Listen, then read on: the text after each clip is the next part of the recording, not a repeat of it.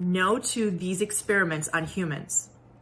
Il y a un proverbe yiddish qui dit l'homme prédit et Dieu rit.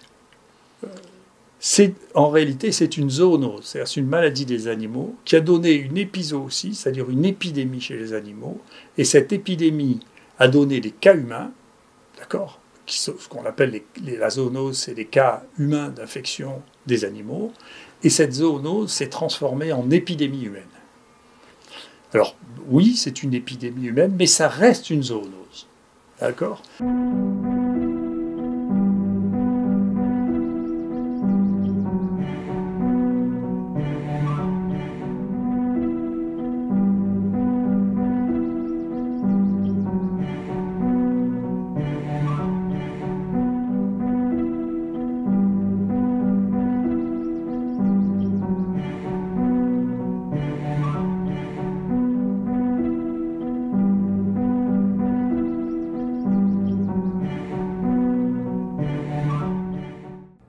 No to invasion of privacy. No to censorship. We are sovereign human souls and we need to take our rights back. Alors, je vais vous donner mon point de vue de fonctionnaire, qui est celui de vous dire ce que dit l'État et ce que j'applique. Vous l'avez bien vu, on a ouvert, c'est Philippe Gautret qui dirige ça, le centre vaccinal ici, pour commencer à mettre en place les choses. On a vacciné 60 personnes hier, on compte arriver à une centaine par jour avec l'aide de la PHM, de manière à suivre les besoins, à aider à suivre les besoins de la population déterminés par les choix gouvernementaux. Donc, il y a plusieurs phases qui ont été prévues par le ministère. Dans la première phase, c'est les résidents des EHPAD, en pratique, de gens qui accueillent des sujets très âgés, parce que c'est eux qui risquent d'infecter les gens les plus âgés. Ensuite, c'est les personnels soignants de plus de 65 ans, qui sont la première priorité. Donc c'est ce qu'on a fait. Et puis les personnels soignants en général. Donc pour vous qui êtes à l'assistance publique, c'est la médecine du travail. Nous, on a commencé à ouvrir depuis hier pour les personnels soignants de plus de 65 ans qui ne sont pas à l'hôpital, qui ne sont pas dans un établissement qui a la médecine du travail. Donc qui viennent ici, s'inscrivent pareil sur Doctolib. Donc c'est la première phase. La deuxième phase, ça sera les gens de plus de 75 ans. Et on commencera par les gens qui ont plus de 75 ans et qui ont des comorbidités. D'accord. Ensuite, les personnes de 65 à 74 ans, en priorisant les gens qui ont des comorbidités. Et ensuite, les professionnels de santé de plus de 50 ans, qui sont la deuxième phase. Voilà. La troisième phase, c'est les personnels à risque, quel que soit leur âge après 50 ans, et les professionnels de santé qui n'ont pas été vaccinés préalablement, c'est-à-dire plus jeunes. Et puis ensuite, mais on sera déjà un peu plus loin, les personnels précaires, les SDF, les attraper, c'est un peu compliqué, surtout pour leur faire 2 vaccinations. Pour les attraper une fois, pour les attraper 2 fois. Enfin, c'est notre expérience. Ça fait 25 ans qu'on travaille avec les SDF. C'est pas sûr que ce soit facile de les attraper 2 fois et que ce soit juste à l'espace dont on pensait que c'était le mieux. Les personnes qui vivent dans des hébergements confinés.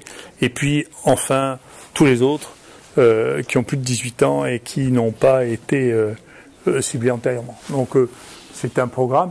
Ce qui est bien avec ce programme et le fait que tous les pays du monde le font, c'est qu'au fur et à mesure, on saura à peu près ce qu'est la sécurité immédiate et ce qu'est l'efficacité. Beaucoup plus qu'avec ce qui a pu être fait par les laboratoires eux-mêmes. On le verra sur le terrain. Donc en clair, c'est un message. Vous avez remarqué, quand je ne suis pas d'accord, je le dis aussi. Donc je pense que c'est raisonnable comme plan d'attaque de la vaccination. On prend ceux qui sont à la fois exposés et qui risquent de faire une forme grave. En particulier les sujets âgés chez qui les manifestations à long terme sont moins à redouter. D'accord. Et puis ensuite, petit à petit, eh bien, on décline. Et puis, le temps que ça arrive à la vaccination des plus jeunes, on aura une idée de ce qui se passe à court terme, encore une fois. À long terme, on ne saura pas.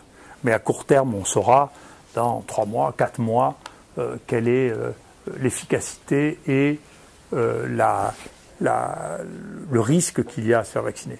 Encore une fois, la durée de protection, on ne la connaîtra pas.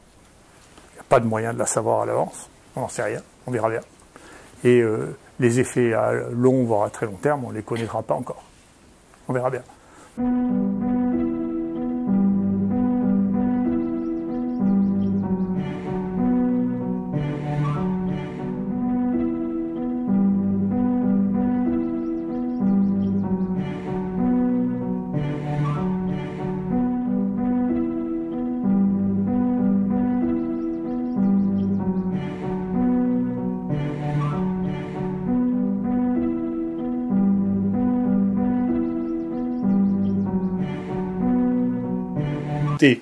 La politisation, la corruption et la suppression de science, c'est ce qui a guidé les essais thérapeutiques dans le Covid-19. Donc, faut pas croire, moi je n'ai pas grand-chose d'un paranoïaque, et donc je ne suis pas un complotiste. Au bout d'un moment, si vous voulez, les choses deviennent trop grosses, et elles se répètent, à force de dire qu'on n'est pas complotiste, les mêmes vous roulent dans la farine plusieurs fois pour des milliards. Et les gens qui dirigent ça, c'est pas des bienfaiteurs. C'est des gens qui sont des milliardaires les plus durs. C'est la même chose que le pétrole en son temps ou la vente des armes en son temps. Et donc, si nos sociétés ne sont pas capables de mettre les barrières pour ça et les normes pour ça, ça va se reproduire tout le temps. Et c'est peut-être déjà en train de commencer à se reproduire avec les vaccins, puisque pour les vaccins, nous ne savons rien. C'est-à-dire que les communications ne sont que des communications publicitaires des boîtes qui les font. Le Lancet maintient que c'est extraordinaire de publier ça. C'est-à-dire qu'il ne faut surtout pas diffuser les données parce que ça pourrait gêner l'évaluation des vaccins. Donc, les États, les gens doivent décider sur la simple publicité qu'ont fait les gens sur les vaccins. Et sur rien d'autre. Et on nous dit, alors... Si vous êtes contre, alors vous êtes contre les vaccins, vous êtes pour les vaccins. Moi, je ne sais rien du tout. Je n'ai rien vu. Personne n'a rien vu du tout. Tout ce qu'on sait, c'est qu'il y a des gens qui disent, écoutez, c'est très bien, mais ne vous inquiétez pas, pour les gens qui disent que c'est très bien, comme pour Gilead en pleine période du remdesivir, l'action monte d'une manière absolument spectaculaire, et donc beaucoup d'argent se gagne pendant ce temps, en faisant simplement de la communication sur un produit que personne n'a vu pour l'instant, ou dont personne n'a vu les résultats écrits dans un article, évalué du mieux qu'on peut, même si on sait qu'il y a des tâtonnements dans l'évaluation. Donc l'histoire se répète, et donc encore une fois, je crois qu'il va nous falloir avoir une véritable réflexion. Depuis le début, il y a une surdramatisation de cette maladie qui terrifie tout le monde, on a l'impression de vivre dans un pays de zombies. La deuxième chose, c'est que du coup, on terrifie les gens, on leur dit, mais on a une baguette magique, il n'y a plus qu'à attendre la baguette magique. Alors la première baguette magique, c'était leur si bien personne ne pouvait croire à partir de mars que ça allait être une baguette magique, plutôt que de dire, écoutez, on va faire comme on fait d'habitude, on va soigner les gens, on va s'en occuper, on va les tester, on va leur donner les médicaments qu'on a sous la main. Il y a plein de produits qui sont anodins, qui ont une activité contre le virus in vitro, qui sont anodins, qu'on peut tester, qu'on peut évaluer. Aucun d'eux n'est testé, n'est évalué, parce que il n'y a que si c'est un énorme machin qui va rapporter des milliards qu'on le teste, sinon, et qui va intéresser les gens. Sinon, on ne teste pas tous les petits produits ou toutes les suggestions qui sont faites. D'une part, et d'autre part. Alors maintenant, ça ne marche pas. Donc le gros truc, ça a rapporté quelques milliards quand même, mais ça ne marche pas. Et donc, qu'est-ce que c'est que le deuxième truc? On va vous vendre des vaccins, on va vacciner la planète avec des vaccins dont on ne sait pas encore. Personne n'a encore de résultats sur ça, et en plus de ça, avec certaines qui ont des stratégies vaccinales qui n'ont jamais été faites. Et donc, dedans, il est temps de devenir raisonnable. C'est-à-dire, les malades, il faut les soigner maintenant, pendant qu'ils sont là, d'accord? Il faut les prendre en charge. Donc, il faut, quand quelqu'un est malade, il faut que son médecin aille le voir. Il faut que, quand ils arrivent aux urgences, il faut qu'on s'en occupe. Il faut qu'on vérifie s'ils n'ont pas besoin d'oxygène. Il faut qu'on vérifie s'ils n'ont pas besoin d'être anticoagulés. Il faut qu'on s'en occupe, d'accord? Donc, il faut faire de la médecine d'abord. Et ensuite, écoutez, s'il se produit un miracle dans un laboratoire de produits pharmaceutiques, tant mieux.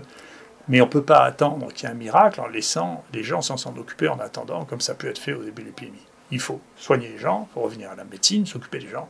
Quand on s'occupe des gens, vous voyez, comme pour ne pas parler de nous, comme sur le Charles de Gaulle, eh bien, si on ne s'occupe pas des gens, il y a 10 morts, si on s'occupe des gens, il y a 0 mort. D'accord ? Il faut s'occuper des gens, et tant mieux si on a des bonnes surprises. Pour l'instant, les bonnes surprises, il faut attendre de voir si ça marche vraiment.